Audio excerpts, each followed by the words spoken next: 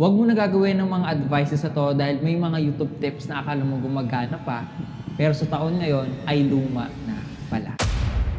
So welcome sa Rod TV. Sa mga matagal nang nakasuporta dyan, alam nyo naman na ang channel natin ay nag-i-aim na tumulong sa mga baguhan pa lang sa YouTube. And actually, 9 years na po ang channel natin ngayon. Diba? Grabe. Hindi natin napapansin, no? April 2017, nung ginawa ko yung channel na to. So, diba? Grabe, ang haba na rin ang journey natin dito sa YouTube. So marami-rami na rin akong advices ang nasabi sa inyo. Sa video na ito, sasabihin ko sa inyo ang mga lumang diskarte na hindi na gumagana ngayon. Lumang diskarte number 1. Upload lang ng upload. Sige, upload lang ng upload ng video hanggat sinisipag ka kasi kapag tinamad ka, wala na yan. Araw-araw ka mag-upload para matuwa si YouTube sa'yo. Kung anong maisip mo, i-video mo agad. Pre, bira lang ng bira ng content, mas ayos yun. Uso diba yung i-content mo agad?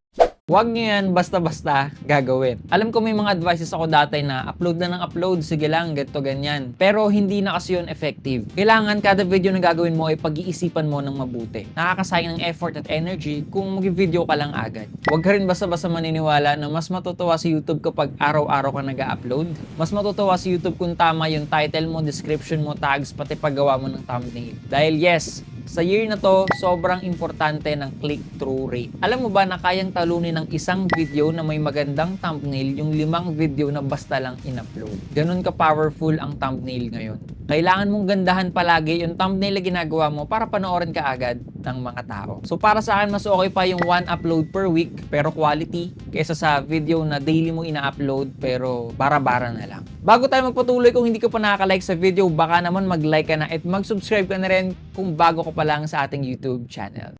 Lumang diskarte number 2. Mas mahabang video, mas malaking revenue. Mag-upload kayo ng more than 20 minutes na video para paldo ka sa YouTube. Habaan mo yung video mo, boy, para mas maraming ads. Dapat 8 minutes lagi yung video mo, boy, para maraming mid-roll ads na ilalagay. Huwag ka nang gagawa ng mga shorts, mas maganda gumawa ng long form para mas malaki yung sahod. Basta maniwala ka sa akin, boy. Ako si Rod TV. Huwag kayo maniniwala sa Rod TV na yan. Dahil hindi po yan effective. May mga reason po kung bakit yung isang video ay mahaba at meron ding video na maikli lang talaga. For example, podcast. Bakit mahaba ang mga podcast? Kasi kailangan doon ng storytelling. Hindi minamadali yung usapan. Kumbaga manunod ka talaga ng podcast para makinig, para maglaan ng oras, at para intindihin yung kwento ng guest. Kumbaga para yun sa mga viewers na hindi busy or hindi nagmamadali. Kaya minsan normal talaga nalalagpas pa yun ng 30 minutes or minsan lagpas pa ng 1 oras. Pero kung ang content mo ay pagluluto, hindi mo naman din pwede paabutin yun ng 1 oras. Ano yun, di ba? Magluluto ka ng nilagang baka tapos pag magpapakulo ka na ng baka, itututok mo lang yung camera dun sa pressure cooker, patatagalin mo ng ilang minuto, di ba? Ang boring naman nun. Siyempre, ikakat mo na yun. Tapos proceed ka na sa next step. May mga content din kasi, di ba, na kailangan ng jump cut para kuhain lang yung mga importanteng part para mas magmukhang entertaining at parang fast-paced siya tignan. About naman sa mas malaking kita dahil mas mahaba yung video mo, ito po ay depende. Totoo po ito kung sakaling monetize ka na at isa kang sikat na YouTuber. Or may topic ka na sobrang controversial na kahit sino talaga gusto panoorin. Kasi for sure, kung controversial, panonoorin niya ng tao, di ba? Kahit gaano kahaba. For example, mag-upload si Kong TV ng 30 minutes, panonoorin ko yan. Parang ganon. Kailangan as content creator, aware ka na napakaikli lang ng attention span ng isang tao sa pagnood ng mga digital content. Noong 2025, 8 to 10 seconds lang ang average human attention span para sa mga digital content. Kaya ang paggawa ng shorts or reels sa taon na to ay sobrang effective. Ang paglagay ng mid-roll ads ay totoo naman nakakatulong, pero kung sakaling mali yung placement mo,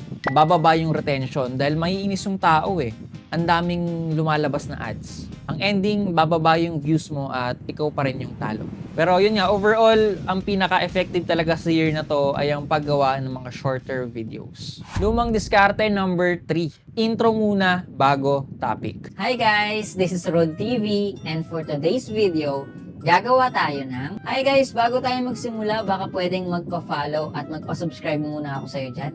I-like mo na rin yung video na to at mag-comment ka sa baba ng mga positibong bagay. Hi guys, story time muna tayo. Alam mo ba kaninang umaga, pagising ko, na naginip ako Tapos Kaya walang nanonood sa atin kasi ang dami mong pasikot-sikot. Naiinip yung mga tao. Di ba sabi ko kanina, maikli lang yung attention span nila. Kaya dapat sa first 2 seconds pa lang ng video mo, ma-hook mo na agad sila. Hindi yung hook sa boxing. Sa year na to, hook ang bubuhay sa video mo. Kapag straight to the point ka kasi agad, mabibuild ito ng curiosity sa tao at panonoorin nila yung video mo from start to end. Tsaka sa year na to, hindi na uso yung mga mahabang logo animation opening, yung mga may dubstep pa na tunog. Siguro nung 2017, uso yan. Pero ngayon, nakakairita na yan.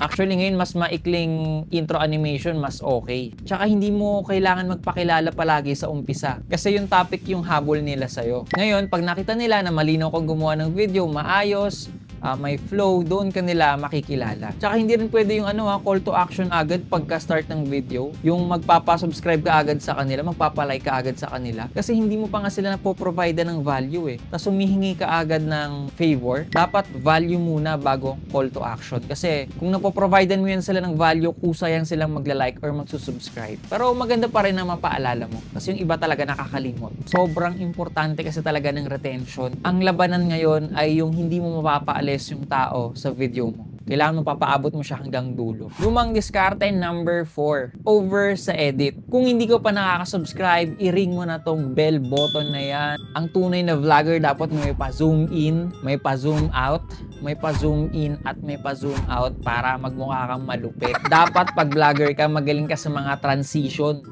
Kasi yun yung basehan eh. Dapat kapag may mga jokes ka, or punchline, dapat may sound effects ng pang-itbulaga. Tapos may papasok ng mga clip ng memes. Aray ko! Dapat marunong ka rin boy mag-green screen kasi kapag marunong ka mag-green screen, magaling ka talaga mag-edit, kumbaga pro level ka eh. At dapat mabilis ka mag-cut ng mga video mo. Don't get me wrong okay lang maging malaya sa pag-i-edit. Ilabas mo yung pagiging creative mo.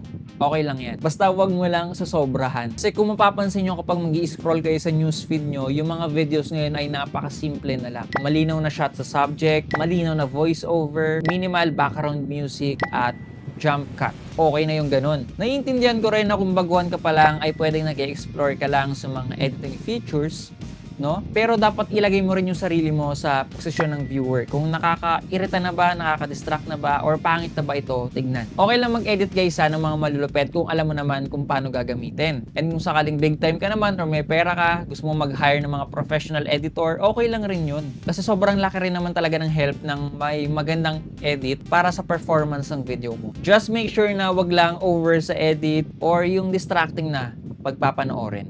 Lumang diskarte number 5. Ito, baka medyo magugulat yung iba. Hindi na importante yung dami ng subscribers. Guys, alam nyo ba ako ang pinakamagaling na vlogger kasi may 200k subscribers na ako, boy? Alam mo ba na palaging malaki ang sahod ng may mga 100k subscribers sa YouTube? Palaging maraming views kapag marami kang subscribers. At sobrang sikat mo na, boy, kapag, alam mo na, marami kang subscribers. Let's put it on a context. Importante ang mga subscribers, syempre, kung gusto mo ma-monetize. Pero the more na magpo-focus ka na lang sa dami ng subscribers mo, diyan ka mahihirapan. Bakit ko nasabing hindi na importante ang dami ng subscribers ngayon? Dahil napakarami na pong underrated na content creator na ang galing magsalita, ang galing mag-edit ng video, ang galing mag-vlog, ang galing gumawa ng content. Kumbaga nasa kanila na yung talent at humor, fanbase na lang yung kulang. In short, pwede kang maging magaling kahit na konti pa lang ang subscribers mo. Minsan pa nga mas ma-appreciate mo ang content creator kapag genuine siya sa ginagawa niya kahit na konti pa lang yung followers niya. Kasi isipin mo, what more kung marami na yung subscribers or marami na yung followers. Baka mas lalo pa yung gagaling. Huwag rin kayo magpapaniwala na kapag katulad ko na may 200k subs is malaki na lagi ang sinasahod or palaging paldo. Actually, this is my first time na ipapakita ko to sa inyo na wala na talaga ako halos sinasahod dito sa YouTube. Dahil yun sa inconsistency ko. Ayan, makikita nyo dyan na $12 to $14 na lang yung kinikita ko sa isang buwan. Parang 735 to 857 pesos per month na lang yung YouTube channel ko. 'Di ba malaki yung subscribers ko pero maliit lang yung revenue ko. Aray ko! Kaya sa mga nagsasabing mayaman sa Rod TV, fake news yun. Remember, kahit 1k subs ka pa lang is pwede ka pa rin mag-viral. Tsaka mas maganda nga ngayon kasi mas pinupush na po ni YouTube yung mga channel na under 1k subs sa mga homepage ng bawat isa. Kahit hindi mo ipagyabang yung subs mo, Basta makita lang nila na maganda yung mga video mo, tataas na agad yung respeto nila sa'yo. Ganun yun. Pero ayun nga, syempre, importante pa rin talaga na magkaroon ng subscribers dahil yan yung mga fans mo eh. Tsaka minsan dyan mo makikita kung gaano ka na ba kalayo sa dati nung nagsisimula ka pa lang. Ang punto ko lang dito ay dapat hindi lang umiikot sa subscriber count yung mundo ng isang content creator. Kaya sana gumawa ka pa rin ng content kahit na walang mag-subscribe sa'yo kasi baka bukas, di ba? Bukas na pala yung araw para mag-viral yung video na ginawa mo. Di natin alam yan. Kung sakaling naghahanap kayo ng dental services para sa inyong mga ipin, lahat yan ay kayang gawin ng Dr. DS Dental Clinic. Meron silang mga clinic sa Cavite at meron na rin po sa Manila. Sobrang gagaling ng mga dentist at napakabait ng mga staff nila. Alam kong marami pang mga bagay or mga lumang diskarte ang ginagawa ngayon ng mga content creator na maaaring luma na at hindi na talaga gumagana. Kaya naman kung may naiisip ka pa, i-comment mo yan sa baba. Siguro hanggang dito na lang muna. Thank you for watching. Kung umabot ka sa part ng video na to, this is Rod TV and peace out.